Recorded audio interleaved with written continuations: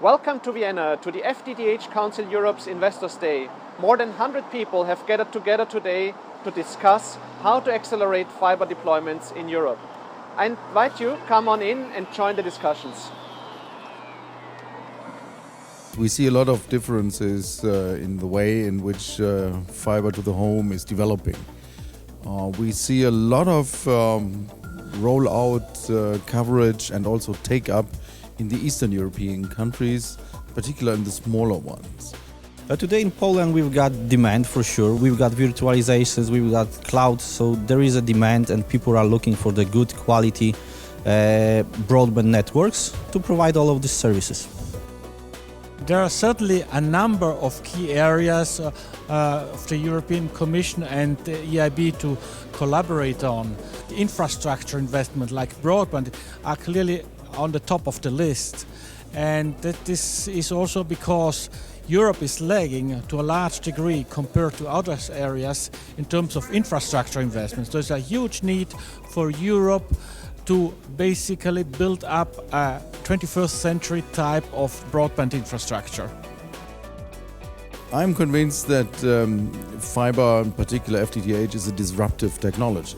I mean, it is a technology which can totally change what we can do with communications infrastructure. At the same time, it is not more expensive than the traditional copper technology. If the government invests in telecoms, it should do it in basic infrastructure, which nowadays is fiber. The open access is the best solutions for everybody. First of all, the carriers and the service providers, they can use the network, so there is a higher take-up.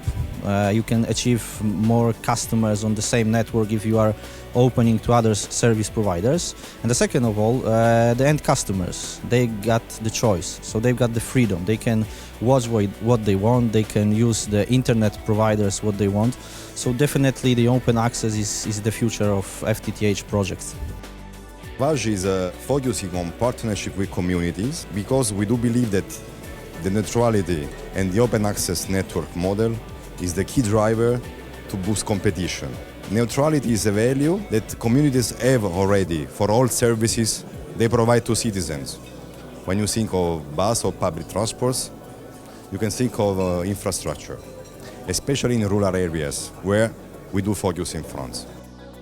There are a few topics which really drive the M&A market in telecoms, and very important topics are consolidation, convergence, fixed mobile convergence in particular. There is also a strategic element, so corporates which are refocusing, which are moving to different regions, which are looking for other growth areas, they also tend to sell, and this also drives the M&A market in telecoms.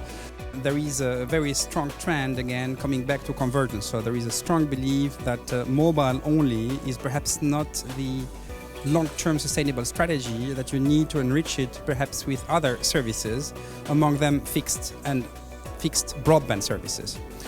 Like all innovation, there is a certain element of risk that goes with it, and investors typically shy away from risk unless they see some interesting returns. Now, broadband investments typically require a relatively large or long investment period, so you need to have patient shareholders or patient investors. The question is no longer if we need fiber, the question only is when. When will Europe wake up and when we will see broader rollout of networks? Secondly, I would say speed sells, so I think there are demand drivers in the market. And thirdly, infrastructure means jobs.